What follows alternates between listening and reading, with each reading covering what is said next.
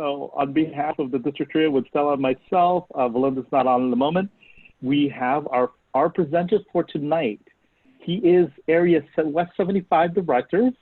He has worked in several productions on television. His first job when he was turned 18 was, I believe, at PBS. Is that correct, PJ? I didn't work at PBS. I did productions for PBS. For PBS. And so he is our presenter tonight for the session on capturing yourself on video. Please help me welcome, and this is the sign for clapping in the American Sign Language, Mr. CJ Powers. Yay! Yay! Yeah, I've been a part of production since I was a wee lad. So at age 4, believe it or not, I designed my first production. At age 12, I shot my first film. By 18, I was a cinematographer on a CBS documentary, and it went on from there. So I know a little thing or two about film and video.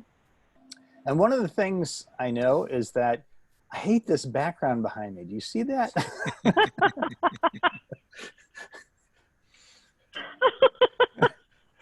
Do you want to change it? I don't know how to change it. But anyway, the reason I hate it is because it creates this artificial glow. And if I move too much and stuff, the glow waffles. I don't know how else to describe it.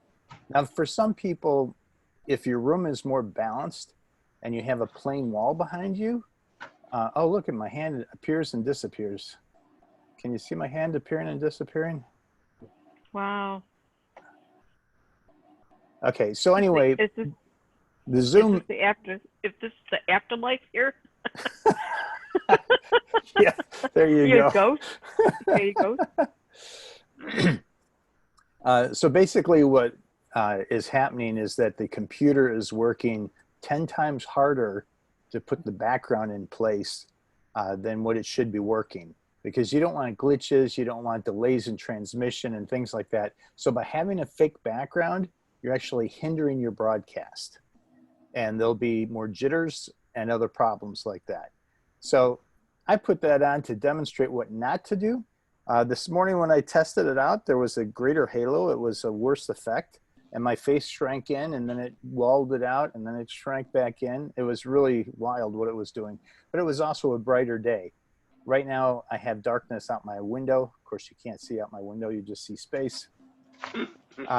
So the actual lighting itself makes a huge difference. One of the things that I was sharing I had a session last night as well on this very topic. What I was sharing is that your light placement makes a difference too. For instance, if I say, Alexa, turn off desk.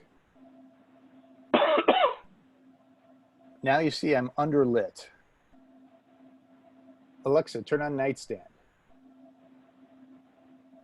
Now you can see I'm lit a little bit better, but it's just a little too far away. Alexa, turn on desk. So now you can see that where the lights are placed, how far away they are from you, makes all the difference in the world as far as how you come across to people. So lighting is key. What I always recommend, have you seen those ring lights or those circle lights that looks like a giant donut because you can see through it? The reason there's a hole there is so the camera, you can put it on the camera like this. Oh, look at my hands distant up here. And that way the light's coming at all directions and balancing your face. The way I have it now with a distant light off on my one side this direction and a closer light here, we call this the key and that the fill. When you have lights like that, you get a little bit more of a dramatic effect, a little brighter on this side of the face, a little darker on this side, brings a little bit of interest into the image. However, if it's too stark of a difference, it doesn't work for Zoom video. So that's why those ring lights are so good, because they'll bring a balanced look to your face and people will be able to see you quite well. So that's the little condensed version of what you can do with lighting. Now with audio, you're familiar with headsets like this, and you're familiar with people talking on speaker systems. But what you see a lot of pros doing these days, and my sample is, Hey, Tommy. I have to step away just That's for a much. second. My Is, sample's just out of John gonna reach. be Hold there on a second. tomorrow? He should be there in the morning. I'm not sure how late he'll be there, but he should be there in the morning. Okay, so like around 9 o'clock? Yeah, he should be there by then.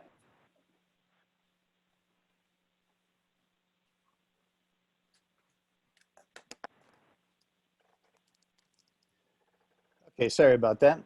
My sample was a little out of reach. So you have these nifty little earpieces. This is what you see a lot of pros doing now. In fact, in Hollywood, they're very common. And the reason for it is because it's not as noticeable. If any of you have seen the Colbert Show, for instance, he's using these right now on his at-home version. And these are Bluetooth, so you can switch over to it. And let's see if I can switch over here real quick.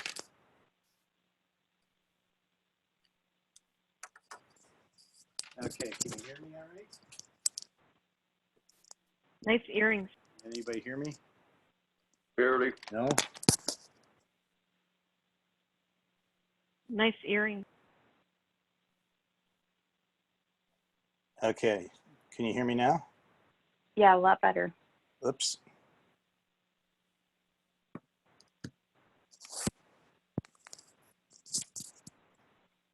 Okay, well, I guess I have a technical problem because my, sometimes you have to change your output, and I did not change my output for this, so hang tight for a moment.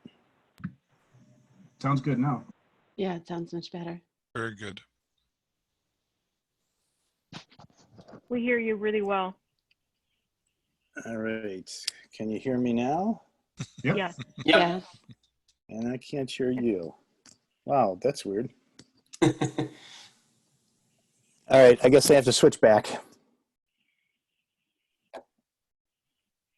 All right, can someone talk for a moment?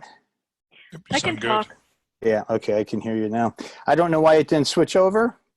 Technical glitches. It doesn't allow you apparently to change midstream. Even though my computer says it switched over, it clearly did not. But anyway, these work really well. The audio, I'm sorry you can't hear the difference, but it's actually cleaner than what I'm wearing now. It sounds less canny, if you don't mind that term. Now, the other thing that people use are little lapel mics. Of course, you can't see me hold. I'll have to hold it in front of my face, otherwise it disappears in the background. Look at that.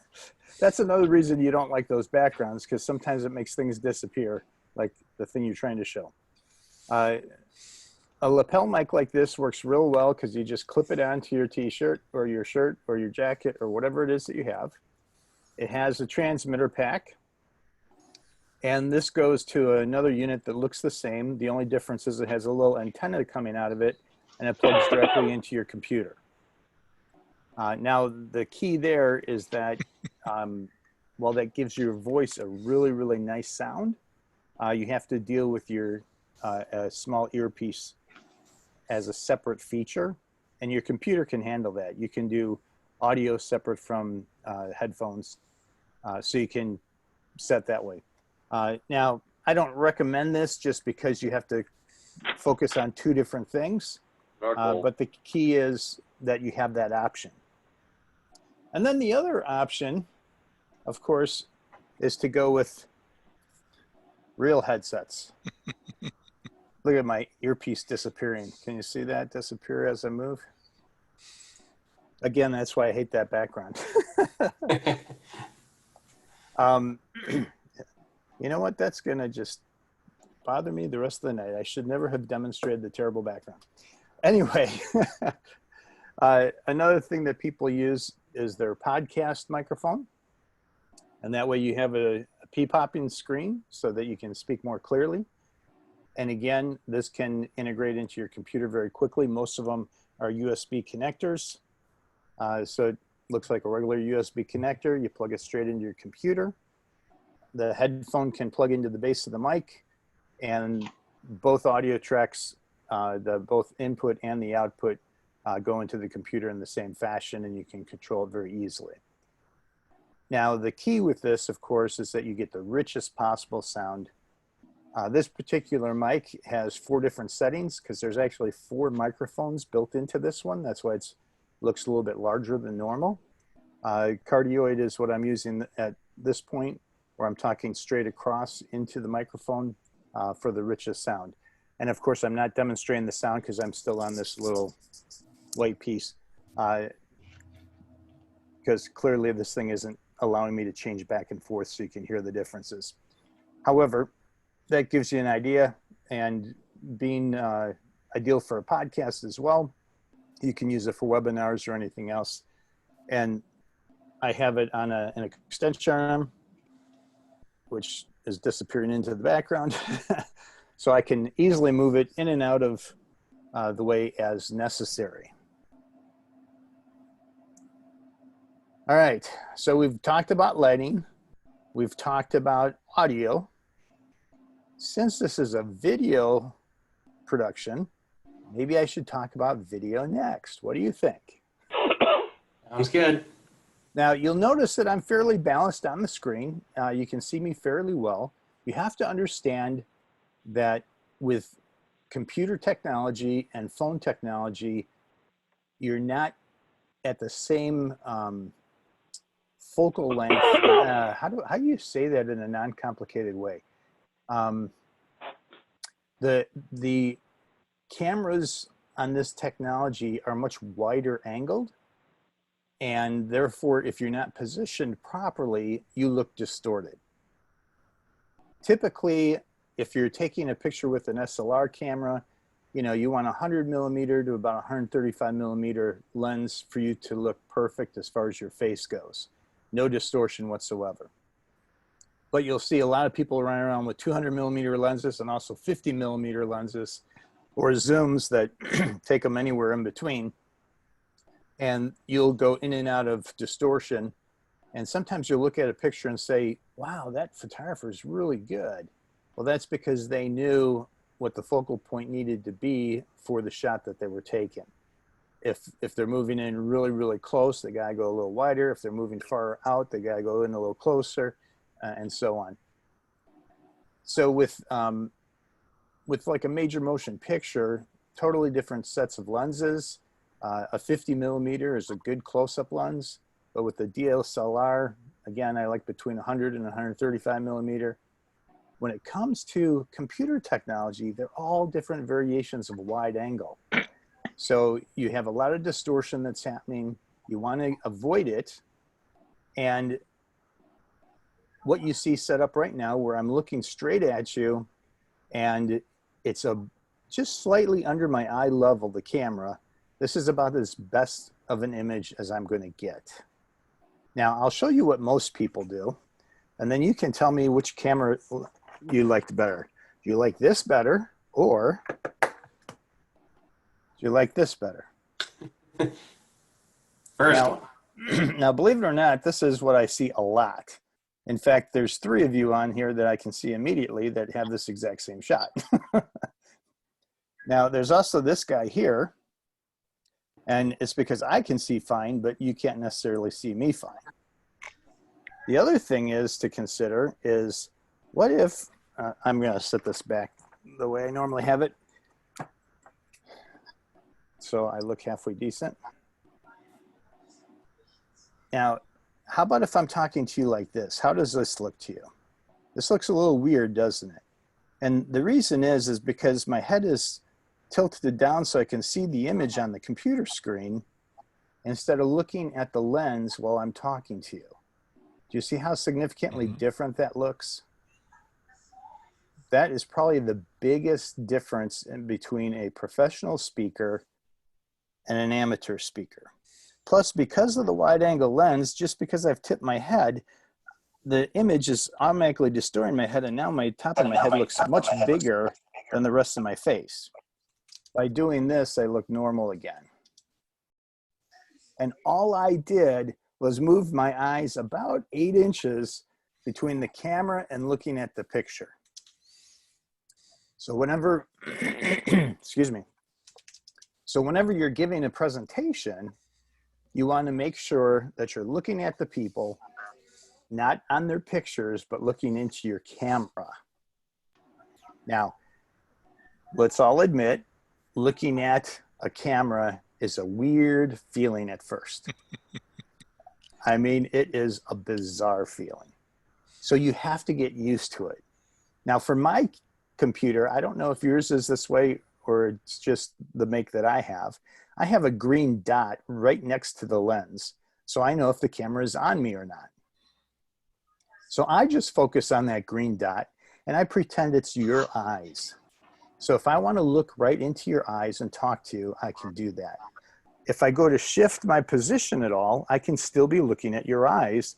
And no matter where I shift, you can still think I'm looking at you because I'm looking at that dot. But the moment I shift without looking at the dot, you can tell I am not looking at you at all. Now, the funny thing, in reality, I'm not looking at you at all no matter what, because I'm looking at the dot and I can't see you. Out of my peripheral vision, I can kind of see your images. I can see some of you nodding your head in agreement and things like that. But for the most part, I'm just trusting that how I'm coming across is what I've been taught and it works. Okay, so we've talked about lighting, we've talked about audio, we've talked about the video.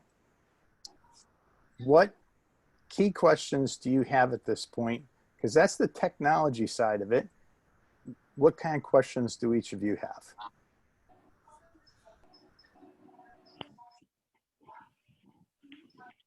No questions? I can think, CJ, I can think of one question. Okay. And the question would be, so we have a lot of members right now getting prepared for the International Speech Contest. Uh-huh. So my question there is, what if you have to get up and show some movement on the stage? That's a or movement fantastic of question. hand gestures or whatever? How would you handle that? That's a fantastic question. So here's what I teach. When it comes to a Zoom type screen, you have to understand that people have different pop-ups, chat boxes, other elements, whether it's a bar of headshots of whoever's on the call. You can put the headshots on top. You can put it on the sidebar. You can fill the entire screen with all the headshots. Lots of different ways of doing it. As a result, when you go to figure out where your stance is, most people will kind of make sure that they're pinned on the screen. Are you familiar with the pinning term? There's typically, depending on the program you use, there's a thumbtack look, like with Google Meetup, I know. I'm not sure with Zoom which button you have to click to. TJ, in regards to the pinning, for anybody, if you hover over CJ or myself or Stella or Arturo, you will see two buttons. One says mute or three buttons, three dots, which means it's more to it. And if you click on that, there's one that says pin video. So no matter whoever speaks, that person that you pinned will be the main screen. Okay, so it's in the menu bar. So the three dots is your menu. So you click on that, as Noel just pointed out, and then you can pin yourself up there long enough to set your position. Here's the key though, because there might be sidebars, because there might be overhead and so on, if I'm sitting and giving a talk right now, I'm full screen as far as, let's say I'm being interviewed on ABC tonight. Right now, exactly how I'm set up, aside from the terrible background, the way I'm set up right now is exactly how they would want me for an interview on television. If I were to shift this a little bit like this, where there's a little bit more head space. Now, now I'm good for if anyone's got a header bar. Although some software, just so you know, some software doesn't ever use a header bar because they actually will reduce the image so they don't have to have that blocked. But the sidebars are always blocked. So this much of my picture could be covered by somebody else, by a sidebar, or on this side, this much could be covered. So if you picture your screen going across in 5 segments, you got a center, you got your 2 middles, and you got your outsides. When you're setting up for your speaking, if you're doing a full body or what's called a cowboy shot, does anyone know that term, cowboy shot?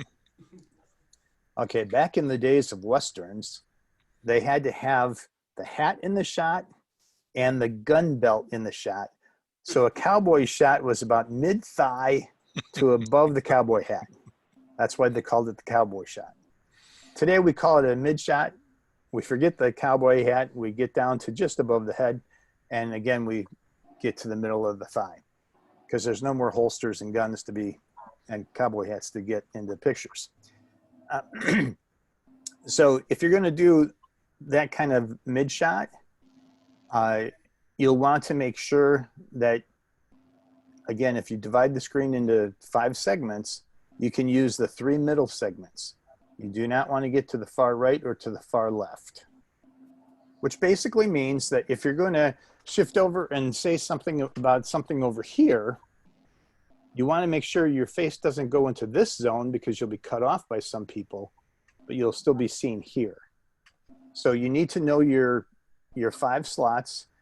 And again, if you want to be dramatic, say, "Why did you do it this way, Joe?" "Well, Bob didn't want me to." Okay, so if you're doing some kind of characterization, you stay within those 3 middle segments where my head is now and the 2 hands, but you stay out of these 2 segments. Does that make sense for everybody? Now, as far as... I'm sorry, go ahead. I was just going to say it did for me. Okay, good. As far as head to toe goes, internationally, you're required to show full head to toe, which, by the way, means that you're too far away from your computer for the sound to work properly, which again is why I showed you these earbud things. Oh, look at that. It just disappears again into the... See, don't you hate these backgrounds? Do not use disappearing backgrounds. That's what I'm telling you. It's so much fun, though. Yeah, it is. Now, see, I'm looking at yours, and yours looks pretty good, but your hair keeps on changing, and your shoulder grows and shrinks. So you got it like a humpback from Notre Dame, you know. So I'm just trying to find comfortable. My seat was all jacked, so it was... No. It's the special effect. It's the special effect that's doing it. It's not how you're sitting. Trust me, because you don't normally look like that, I'm sure. So we have to be careful with these cool special effects because they're not cool for a professional production at all. Okay, so you divide your screen by 5. As far as total height, you barely need your shoes in it, but you need to know how far forward you're going to go and measure based on how far forward you are, not how far back you go. You'll still be in frame going back, not a problem. Now, one other thing that you can't see that I can't demonstrate because of this silly background. In fact, is there a way where I can change it now? Because I know according to the instructions, it says you can only change it before you get into the Zoom conference. Can you change it while you're in the conference? Do you want to jump off and come back on? No, you can change it while you're still in. Just go to the bottom right where it says stop video. There's an up arrow. Hit the up arrow. It'll open up a brand new box. Go down forward to virtual background, and that's the virtual background. Okay, first of all, I don't have one that says stop video. Should be a bottom left-hand corner of the bar that has participants invite save. Oh, there it is. Okay. Click the up arrow. Go to second from the bottom. It says video settings or choose a virtual background. But even faster, choose a virtual background.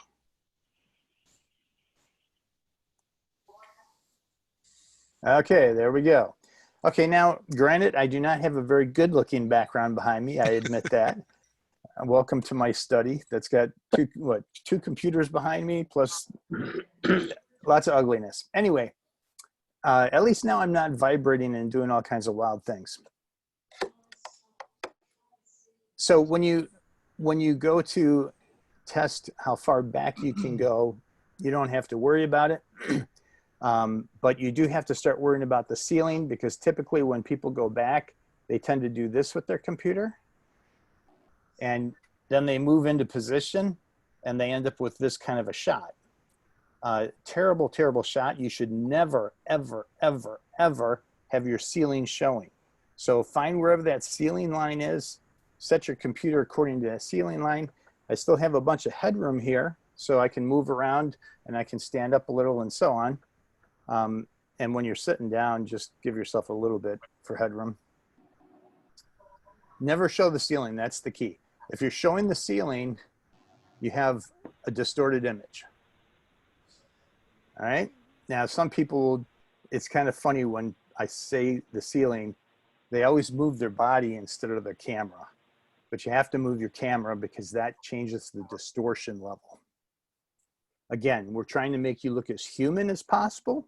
And I know, we're all used to selfies, and I don't know if you realize, but this is an interesting device here. Not only is it more powerful than the entire television studio I worked at during college, but it fits into my hand, which is amazing. And it's got two cameras. This camera pointing toward you has a better lens for taking pictures of people. This camera has a terrible wide angle distorted lens for doing selfies. Have you ever noticed that some people's selfies look really good, but yours don't? It's because you're trying to angle it and you got this distorted wide angle lens to making you look even more distorted. So what you do is you hand it to somebody and say, take a picture of me, and they'll use the good lens and they'll take a nice picture of you. Seriously, that's how you do selfies. Hand the camera to someone else. Or extend your arm as far as you possibly can and hope for the best. And the only way you can avoid a distortion is by doing something like, you got to strike a pose that's going to compensate for the distortion. Okay, who's got the next question? So far, nobody's put on something in the chat, but I'd like to add something on, or actually a question. I know that this has been asked a few times. Do they have to spend, an incredible amount of money? So when they have their Zoom meetings for their club, are they spending money for a camera if their computer, if they have a desktop to use for their meetings? I'm sorry, ask that a question again. Sure. Somebody had asked the question, do they have to spend, a lot of money for having a camera when they have a desktop instead of a laptop? Right now, I'm speaking from a laptop. I've done Zoom from my phone. So you're saying for like the contest? Well, just in regular meetings, like a regular club meeting. So it depends on how much distortion you want and how much you can correct for it. Your equipment will determine that. Right now, I'm about set up as good as I can be. On a scale from 1 to 10, 10 being super distorted and 1 being not very distorted, where would you place me? I'd say about an 8. I've seen some extremely high quality videos that comes out from a laptop or like what do you call those things? Those little cameras, external webcams. Yeah. So, but yours, maybe it's because of my web or the speed of how things transmitted to me, that it's minor graininess on it. Okay, now I wasn't talking about grain, but that's a good point too. So what happens is that depending on your camera, depends on if you need to buy an accessory camera, because that's really what you're asking. So the factors are how many pixels does it have? What's its resolution? And how much can it transmit and how fast? With the system itself, whatever your connectivity is within your system between the camera and what you're saying out to the internet makes a difference. If you have a Wi-Fi that it's going to, or if you're hardwired, if you have a local hub outside of your building or not, those all factor into the image. So you actually have to test it. And if you test it in one location and then take it to another, you can see a difference.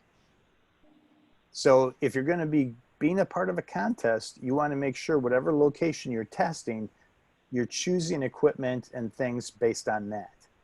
Now, this particular camera that I'm using is built in, but it's also a much higher quality lens than my previous computer. This one has literally more pixels than I'm sending to you right now. Right now, I'm trying to send you 1080. This camera can do twice that, actually four times that.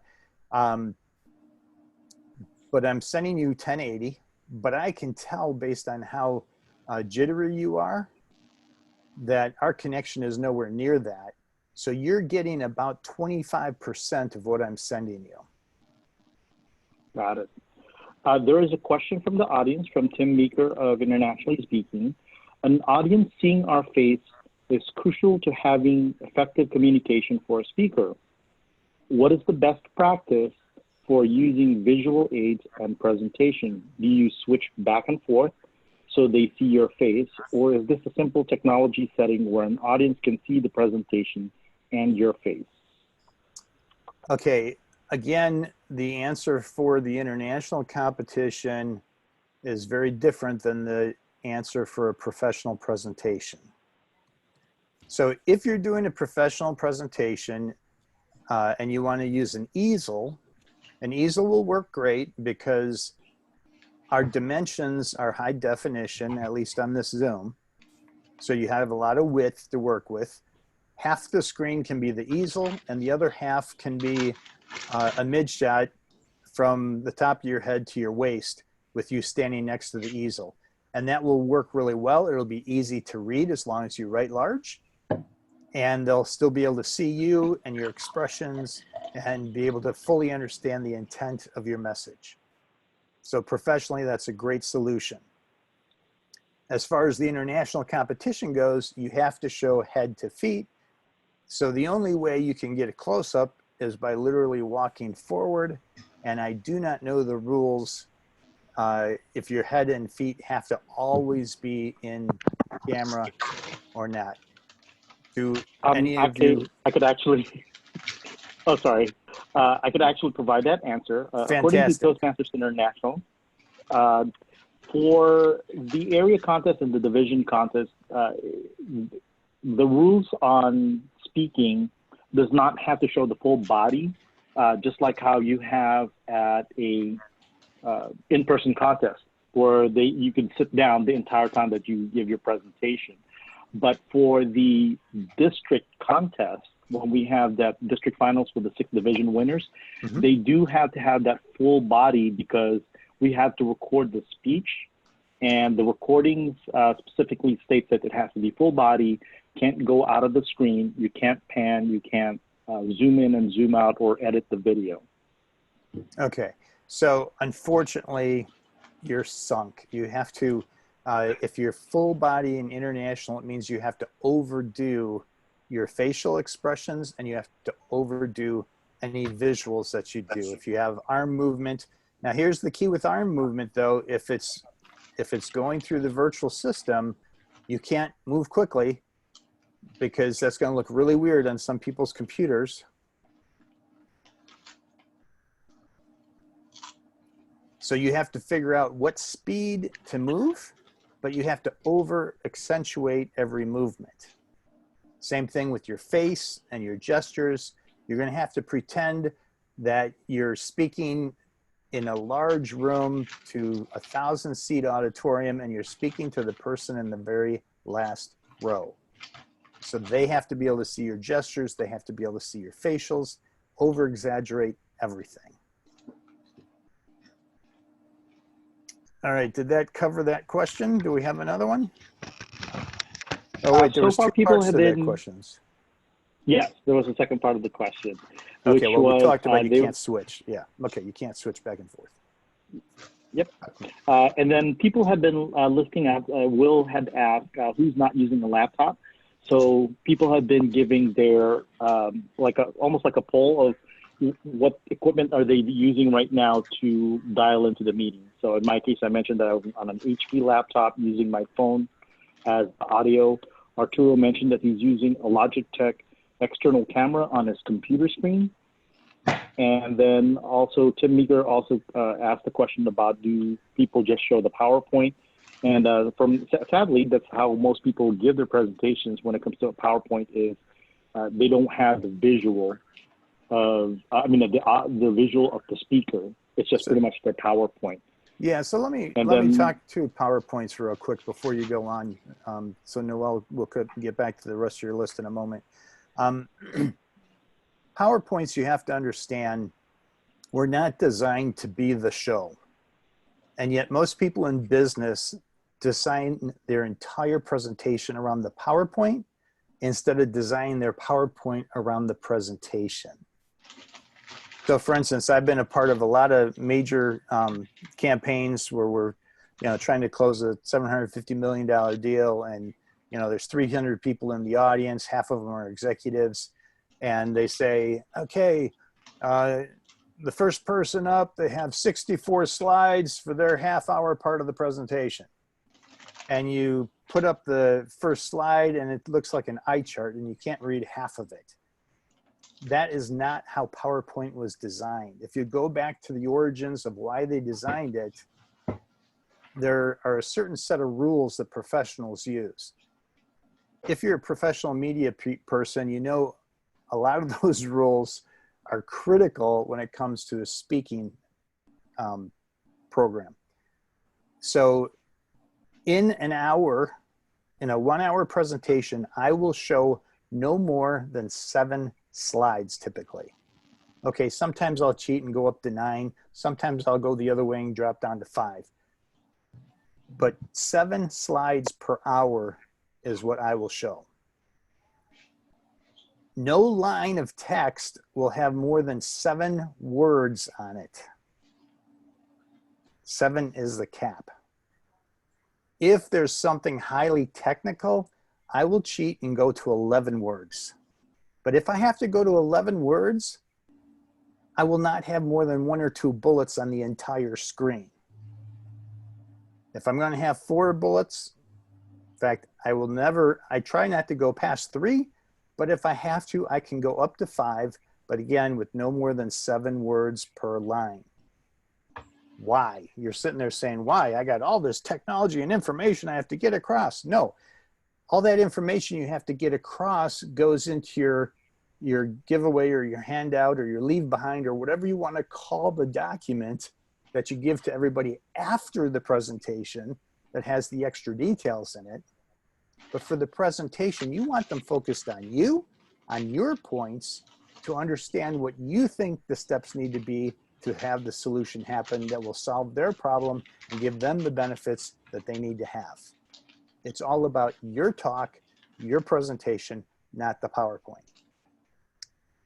I'm telling you, if you've ever seen someone do a 1 hour presentation with 7 slides, you are amazed at how you're drawn into their story and their abilities to point out things. And when you compare it to the people that have all the 64 eye charts in an hour, you're sitting there thinking, oh my gosh, I can't even read each slide in that short amount of time, let alone them speak to it.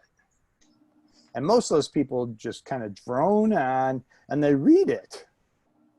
And here we have a slide that says, don't do this next to this. It's like, I can read that. Why are you reading it for me? So again, think your best opportunity is do a talk without slides, but to help people get clarity on certain words or certain key things, give yourself a little bit of leeway, I use up to 7 slides an hour. Okay, Noelle, what was the other part of that? I wanted to just interrupt for a second, just a little bit of housekeeping. Anybody who's on the call tonight, if they could mute their phone or their devices until they're wanting to speak, because I don't want to mute you all, but the typing and all the rattling of paper is really kind of affecting our presentation today. So please mute yourself and then unmute when you want to continue. Thank you. Okay, do we have Noelle back? Yes, you do.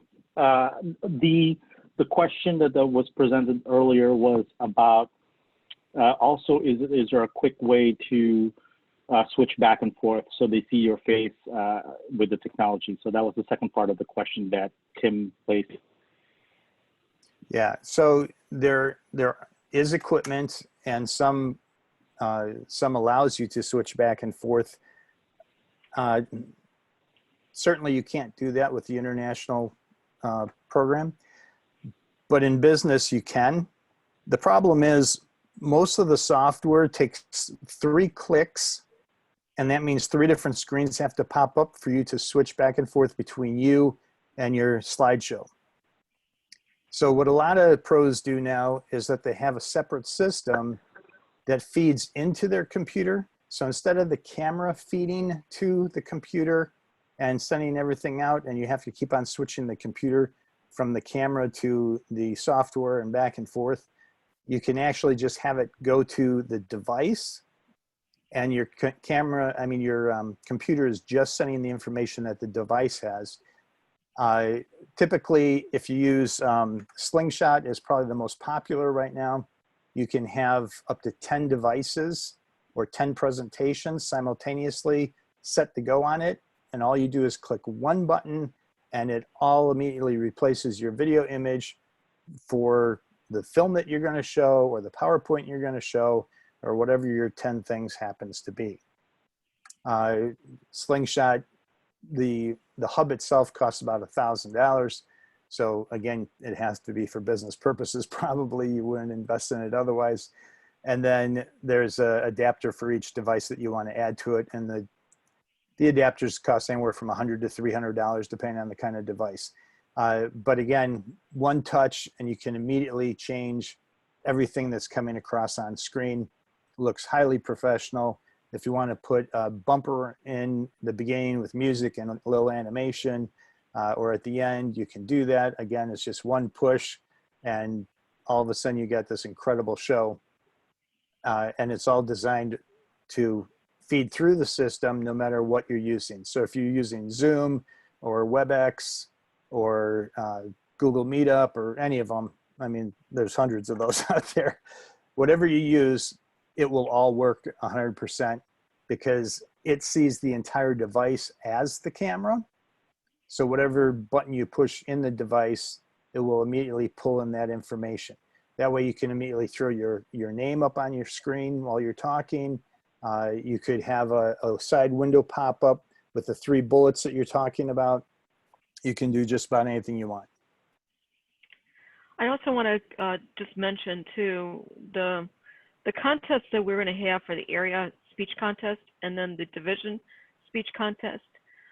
We're not going to be so concerned about actually, backing off the camera very much to capture the full body length. But when we do the district contest, we will have, our plans are to have a videographer actually recording that contest.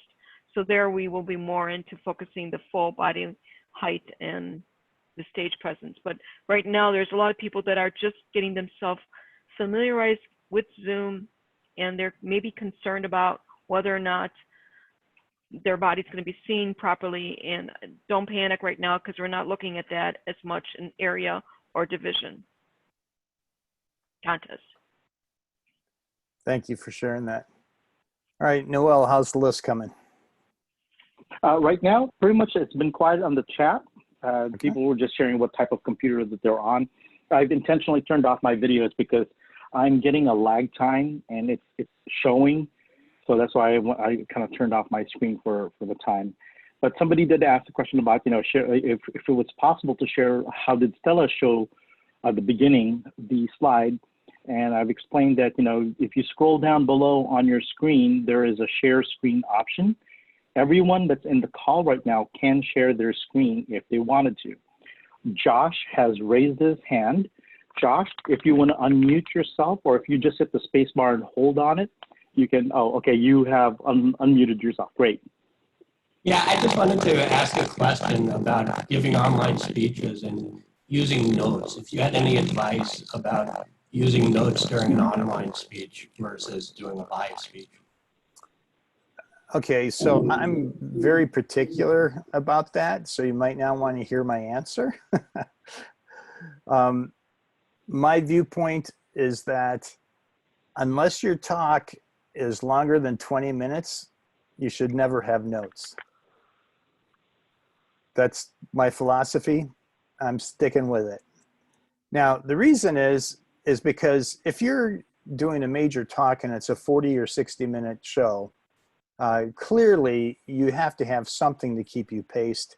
You have to have something to help you know where you are in the process, because we have a tendency, we can sense how long 5 minutes is pretty well. Most of us have given enough 5 to 7 minute talks where you could probably guess what 6 minutes looks like. You might even be able to feel what 4 minutes looks like and know that you need to extend things a little bit. But when you get past the half-hour mark, it's really hard for your body to sense how long you've been speaking. Now, you can certainly sense how well the audience is receiving what you're saying, but it's pretty hard to sense time past a half hour. Now, I'm sure there's people out there that can do it. I just have never met them.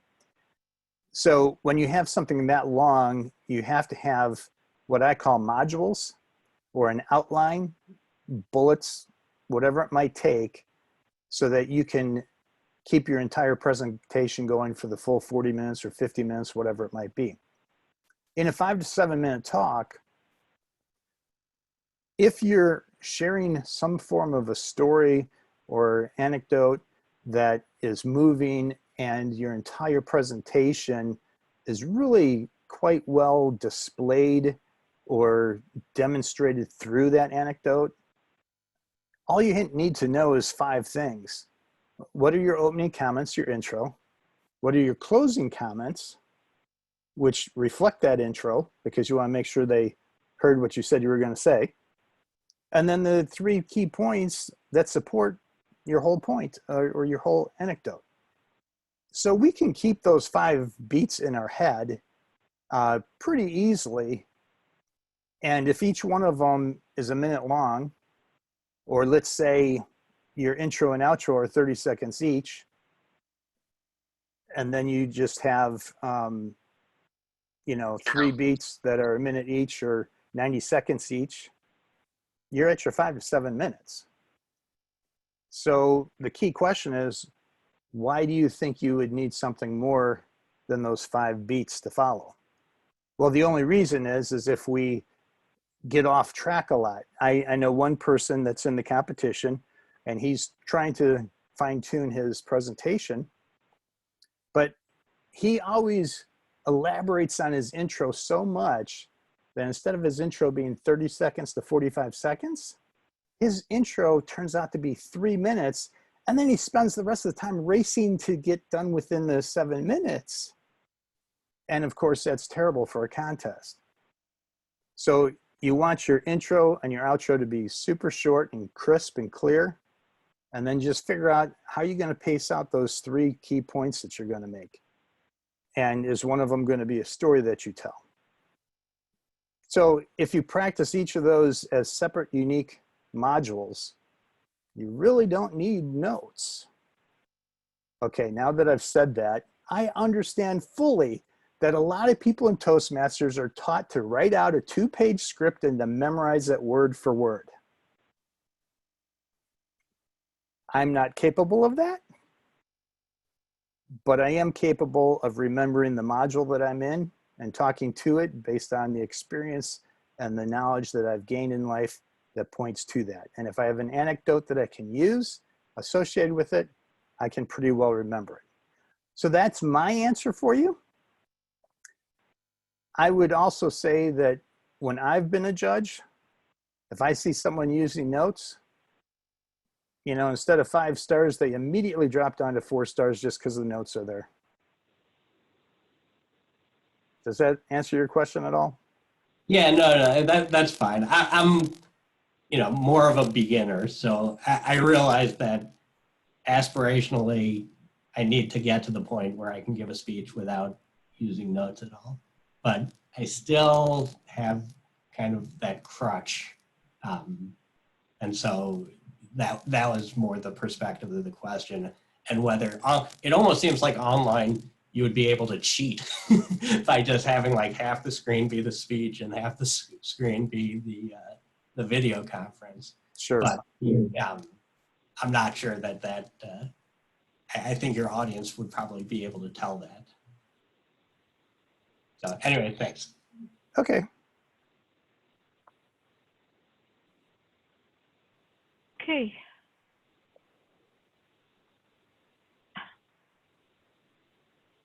What is this? This is from CJ. CJ, some odd reason the volume is not on.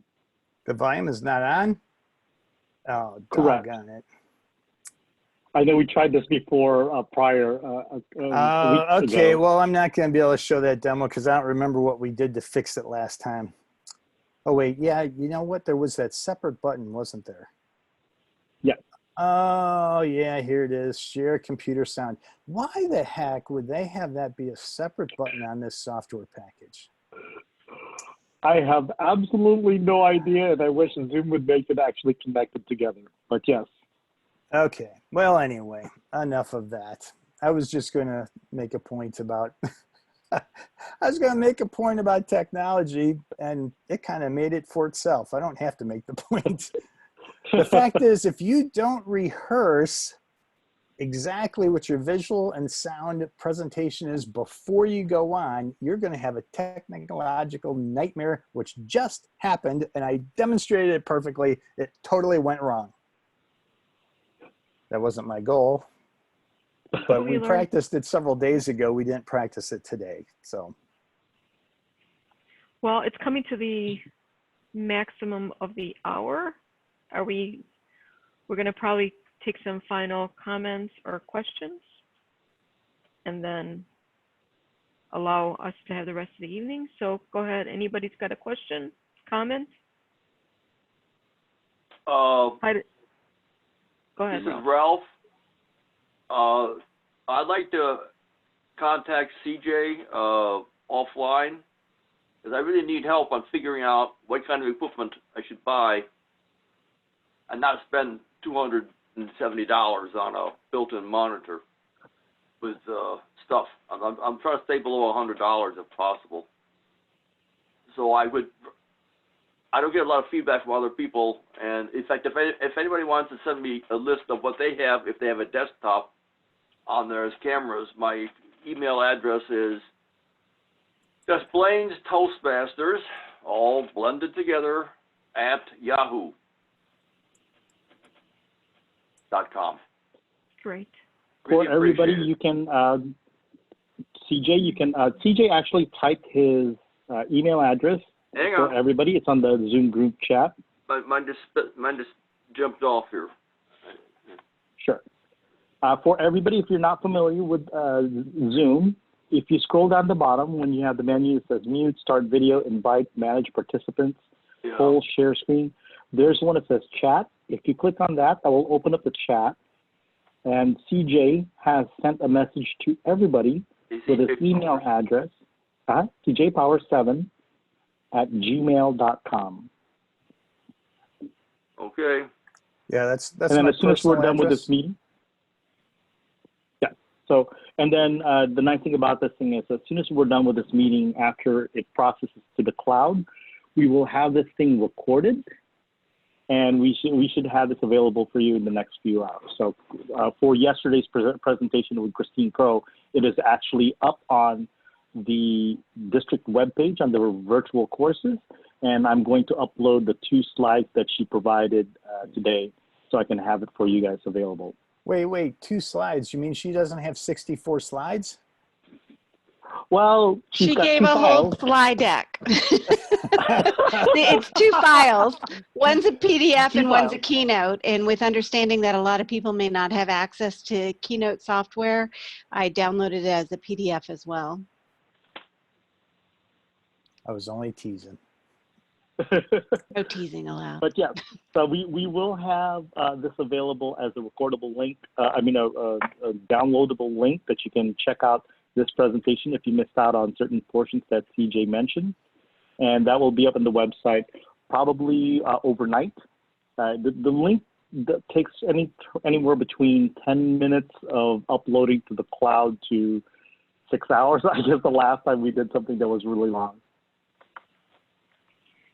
So we have great comments coming in. CJ, you are a great presenter, and we've learned so much from you. Thank you so much for sharing your experience and insights and personal knowledge with us. It means a great deal for us. Well, you're welcome. I appreciate the opportunity, and thank you all for participating. And we look forward to the next time you are doing a presentation, because it's always magnificent. Thank you, CJ. Thank you. Any final comments before I say goodnight to everyone? Oh yeah, this here, that's applause in sign language, and that's what 90% of the people nowadays are doing on virtual conference calls. Whenever someone does something good or whatever, they applaud by doing this now. And what about a standing ovation? How do you do a standing ovation? I don't know. That's more like the wave, right? Awesome. And then again, please, everyone, take a look at our website, d30toastmasters.org. It has gotten all the information you want, what we're doing, when we have sessions. Take part of it. If you need help getting a club going virtual, we can help you out. Reach out to us. We're all available to take your emails and your calls. So please look for all the information on D30 Toastmasters. Have a great night, everybody. Good night, everybody. Enjoy. Good night, everybody. Thank you.